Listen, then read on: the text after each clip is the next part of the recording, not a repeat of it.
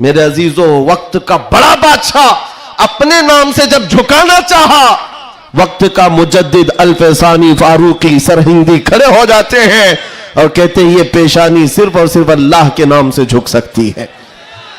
कोई बादशाह अपने नाम से तुम्हें झुका सकता है?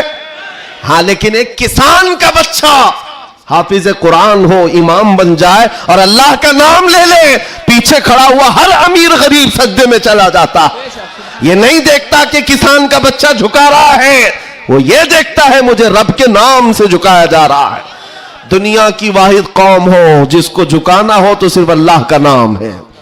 इस नाम के अलावा कभी तुम्हारी पेशानी कभी किसी के सामने, और किसी के नाम से भी हाँ पैदा हुए थे तब तुम्हारे कान में पहला जुमला अल्लाहु अकबर था। जवानी में हर जगह मस्जिदों से सुनते आए। जिस दिन हमारा इंतकाल हुआ, जनाजा लाकर रखा गया इमाम के सामने, सफे लग चुकी थी, इमाम ने हाथ उठाकर तकबीर बांधी, क्या कहा पहला जुमला? अल्लाहु अकबर। हम पैदा हुए थे अल्लाहु अकबर कहते हुए, दुनिया से जा रहे हैं अल्लाहु अकबर कहते हुए। यह अकीदा है मुसलमान का, पैदाइश से लेकर मौत तक अगर किसी को बड़ा मानता है तो सिर्फ अल्लाहु अकबर कहता। इसके अलावा ताज और तख्त की पूजा हमारे यहां नहीं होती। 5 साल 10 साल हुकूमत करने वाले कोई देवता नहीं बनता, ना ही हमारे यहां नबी की इबादत होती है। इबादत सिर्फ अल्लाह की है। आज तुम सबके लिए जो चीज फर्ज बन चुकी, फर्ज वो क्या है जानते हो? वो फरीजा मैं अदा करना चाहता हूं। आज जंग का मैदान बना दिया है सोशल मीडिया को, और लोग हमसे ये कहते हैं आप खामोश रहें तो उधर से कुछ नहीं होगा। मियां, हमारा दीन ऐसा है कि हम अपनी बातें लोगों तक पहुंचाने में मसरूफ रहते हैं। हमारे अंदर अखलाक भी है, मॉरलिटी है, नरम गुफ्तगू करते हैं, बाजू फैलाकर लोगों का इस्तकबाल करते हैं। लेकिन हमारे असातिज़ा ने एक बात कही है कि बेटा जुबान नरम रखना, दिल ठंडा रखना, दिमाग ठंडा रखना, जुबान मीठी रखना, दिल नरम रखना, यह अच्छे अखलाक की बात है। लेकिन यह उस वक्त तक है जब अखलाक में हो, और जब नबी पाक के सामने कोई कुत्ता भौंकने लगे तो फिर अब जुबान मीठी नहीं रहती, दिल ठंडा नहीं रहता और दिमाग नरम नहीं रहता। इसलिए कि हमारे अखलाक यही है, गैरत यह है। दुनिया वाले अपनी बीवी को छेड़ने पर, अपने मां को टच करने पर बरंगेख्ता हो सकते हैं, तो हम करोड़ों मां से ज्यादा अपने नबी से मोहब्बत करते हैं। आपको पता है जंगे उहद में, उहद की जंग में 700 सहाबा इकराम थे, 3000 से ज्यादा मुशरिकीन आए थे। ये जंगे उहद पहले तो ऐसा हुआ कि सहाबा गालिब आ गए, उनको मारकर भगा दिया। मैदान जंग से मुशरिकीन भागते रहे सामान छोड़कर। लेकिन थोड़ी देर के बाद हुआ ये कि सहाबा इकराम माले गनीमत जमा कर रहे थे, मुशरिकीन पीछे से आकर हमलावर हुए। हमेशा आदत रही है पीछे से हमला करने की, हमलावर हुए।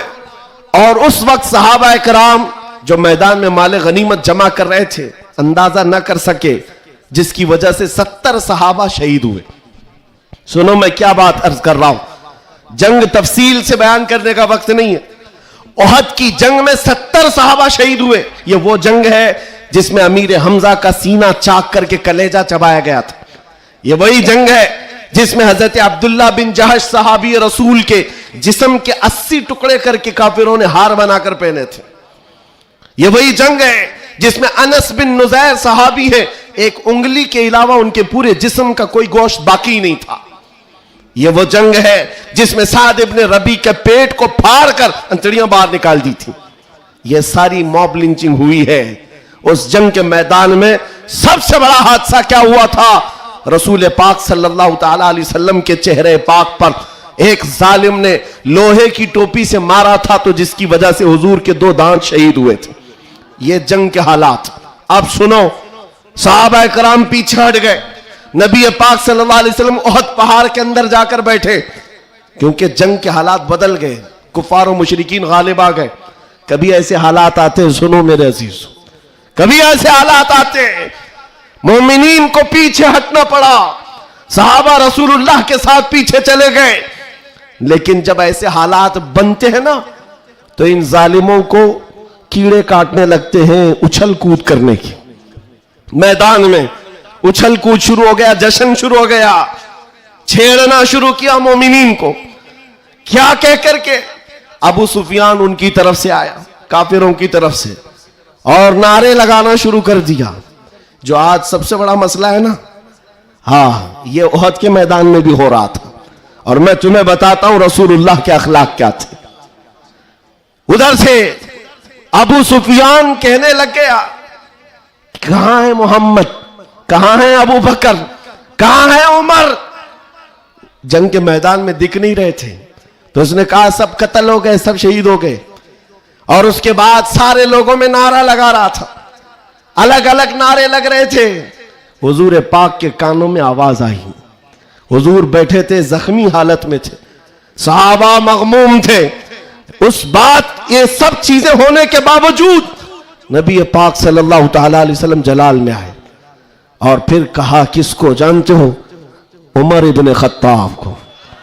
कहा, उमर उठो, इनका जवाब दो, उठो, इनका जवाब दो। हजरत उमर पहाड़ के किनारे आए, पुकारने लगे, मोहम्मद भी जिंदा है, अबू बकर भी जिंदा है, उमर भी जिंदा है, और तुम्हारी आंखों में और तुम्हारे दिल में गड़ते रहेंगे। मैदान उहद से हजरत उमर का जवाब आया। अब हक्के बक्के रह गए, अच्छा जवाब आ रहा है, जवाब आ रहा है। तब फिर जोश आया, उधर सब नारे लगाने लगे। कहा कि लना उज्जा वला उज्जा लकुम, ओल हुबुल, ओल हुबुल। हुबुल उनके एक बुत का नाम था, खुदा का नाम था। हुबुल की जय हो, हुबुल। तो हजरत उमर से हुजूर ने कहा, उमर जवाब दो। उधर से ओल हुबुल कह रहे थे, हजरत उमर कहते अल्लाह अजल, अल्लाह अजल, अल्लाह सबसे बड़ा है, अल्लाह सबसे बड़ा है। उधर से फिर कहा, लना उज्जा वला उज्जा लकुम, हमारे पास उज्जा एक देवी इज्जत देने वाली, कहते हैं हमारे पास उज्जा है, तुम्हारे पास तो उज्जा है नहीं। हजरत उमर जवाब देते हैं, अल्लाह मौलाना वला मौला लकुम, अल्लाह हमारा मददगार है, तुम्हारा कोई नहीं है। जवाब बराबर चल रहा है, और यह सुन्नत मुस्तफा है। अगर कोई मुझे आज कहता है तो मैं उससे ये कहूंगा कि अल्लाह के नबी ने जो हजरत उमर से कहा था वो सुन्नत में अदा। इस्लाम पर कोई भी उंगली उठाए तो मेरे अजीजों, फिर उसके बाद 70 शहीद हो गए थे मोमिनी। बड़े मजे की बात, जंगे बदर में मक्का वालों के 70 मारे गए थे। जंगे बदर पहले हुई, दूसरे नंबर पर उहद, और इसमें 70 ईमान वाले मारे गए, शहीद हुए।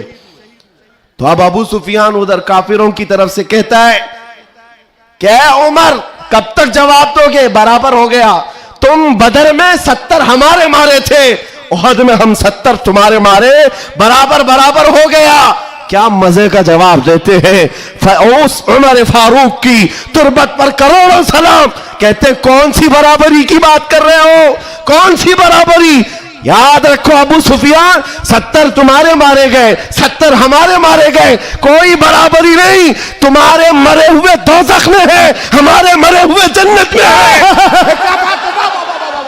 नारे तकबीर, नारे रिसालत, शेरे हिंदुस्तान, हजरत अल्लामा मुफ्ती सलमान अज़हरी साहब क़िबला, इस्लाम बादशाह का अल्फलाइज, नारे तकबीर, नारे रिसालत।